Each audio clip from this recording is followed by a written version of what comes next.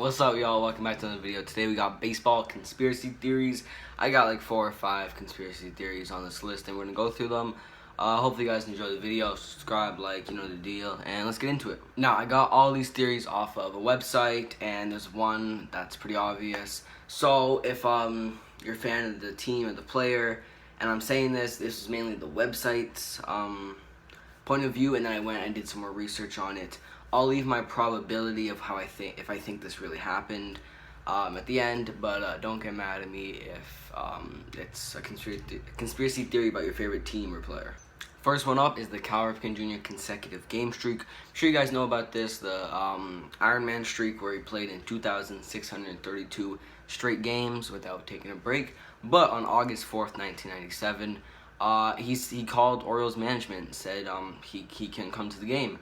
And this was pretty big. He was right in the middle of breaking the streak. So this is the theory part, is that the Camden Yards scoreboard worker went in and sabotaged the lights for Camden Yards, and it was a night game, so they couldn't play without the lights. Game was postponed. He made it to the next game, and the streak stayed alive. The rumor is that he was fighting Kevin Costner because he found him in bed with his wife. I don't know. The website said that's not very likely, but I mean, there's a chance. Kevin Costner, the star of Field of Dreams. So yeah, it's a pretty wild story, but I definitely think if Cal Ripken Jr. couldn't make the game, the sabotaging of the lights definitely had something to do with it.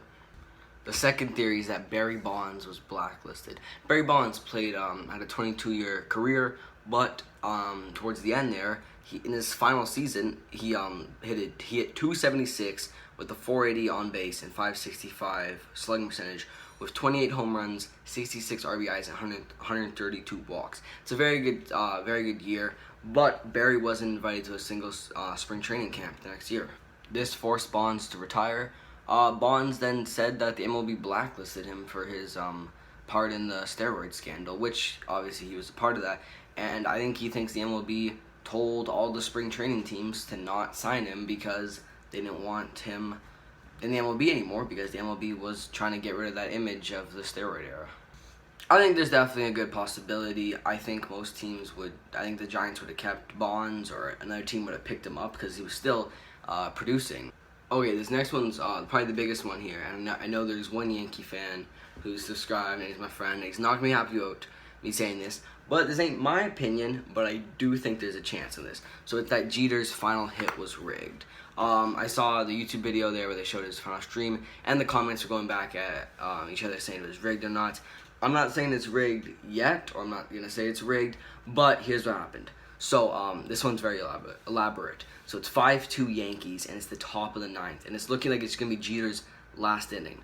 Robertson walks the first guy, and then he gets an out, and then Jones hits his hanging cutter to make it 5-4. Didn't look like a very good pitch. Another out, and then a fastball down the middle to Steve Pearce, and he makes it a tie game. So yeah, that tied it up. So that went from a not so boring game like Jeter, pretty boring game. Sorry, Jeter was just gonna end his last game with an inning in the top of the 9th in the field. Yankees come up, guy got on, and then Gardner bunts to move him into scoring position for Jeter. That's not the rigged part. I think they just wanted to give Jeter a chance to knock him in. And then first pitch is a fastball down the middle to Jeter, and obviously he hits that because he's Derek Jeter. Orioles had the division wrapped up, so they could have let the game get away.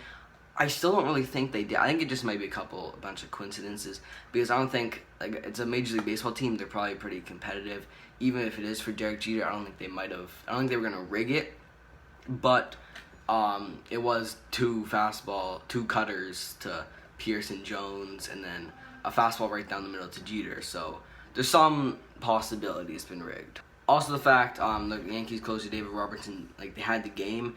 He didn't want to lose the game, so it's hard to. You can't rig a baseball game, to be honest, really, unless you throw it. But you can't, like, try to manage a baseball game. Like, let's let them get 2 runs and then get a guy on for Jeter. Let's not let. I don't know what I'm saying. They would have been horrible if they really tried to rig it, and then they got 2 guys on, and then another guy homered, and the Orioles won on Jeter's final game. So yeah, it's hard to force a situation in baseball. Plus, Jeter could have not gotten a hit, so it's still Even if this was completely rigged, which now I'm starting to lean that it wasn't. Jeter still had to get that hit, and he did. So yeah, but there's two sides. The pitcher seemed pretty happy. The Orioles pitcher that gave it up seemed pretty happy, but that just might be because now he'll be remembered for something in the record books. But I don't know. Fourth theory, and it's Joey Bell's corked bat. This happened in the '94 season. The umpires confiscated one of Albert Bell's bats, and but just had it in their locker room to check out. And Bell decided to hatch a heist scheme straight from Mission Impossible. He got bullpen pitcher Jason Grimley to climb through like the ceiling tiles and then lower himself into the umpire's like room there and try and like something in Mission Impossible. I'm showing the clip right now, and grab the bat, take it out, and replace it with a non-corked bat of the same brand, same style, all that, so Bell wouldn't get suspended for using corked bats. It did not work out. Jason Grimley, it went horrible. He fell through the ceiling tiles went everywhere. It eventually led back to Bell, and he got suspended for 7 games. This one was on the website. This ain't really a theory. This definitely happened, but I thought it was super interesting, and I wanted to put it in. If the Astros cheating scandal is the first you've heard of sign stealing in baseball, well, just so you know, it's been around since 1952 with the shot heard around the world. I'm sure if you're a baseball fan, you've heard of this, but the shot heard around the world was a walk-off home run by Bobby Thompson off of Ralph Branca to win the 1952 National League pennant. So this was a massive home run. It eventually got titled the shot heard around the world, and that's a great name for it. So what happened was they had a guy with a telescope who then pressed the buzzer, and the pitcher in the bullpen would either throw a baseball in the air or he would stay still. So the pitcher would be batting. They had a guy with a telescope in center field. He'd press a buzzer to let the bullpen know if he should throw the ball up for a fastball, stay still for a changeup, something like that. So yeah, that's how they orchestrated the shot heard around the world, sign stealing. And in July, they were 7.5 games out of the playoffs and 6 games below 500. And then the apparent meeting was called, and they went 49-17 the rest of the year once they started the apparent sign stealing scheme. The Giants were largely able to keep the secret for 50 years until a reporter named Joshua Prager exposed it in 2001 in the Wall Street Journal and in 2006 in a book called The Echoing Green. Thompson and his teammates admitted to Prager that they had been involved in sign stealing, but denied using it on that final shot heard around the world. It's true. I guess they did do. It's true. I guess they did do the sign stealing.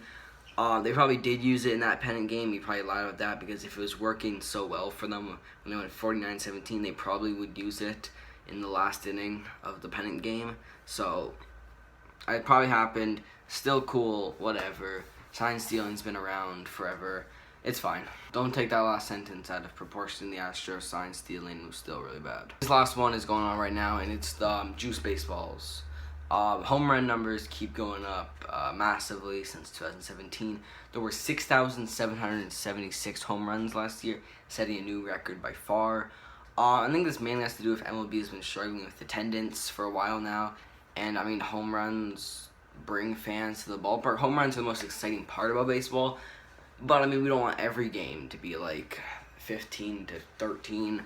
So we'll see what it's like this season. But pitchers have claimed the balls are juiced. They definitely are. It's not really a theory, but yeah. So juice baseballs are definitely happening in MLB. But what are you gonna do? That's it for the video, man. Hope you enjoyed it. Like I said, subscribe, like. I never really asked for these at the start of the video. I did today because y'all should do it. And I think that's about it. I'm out. Peace.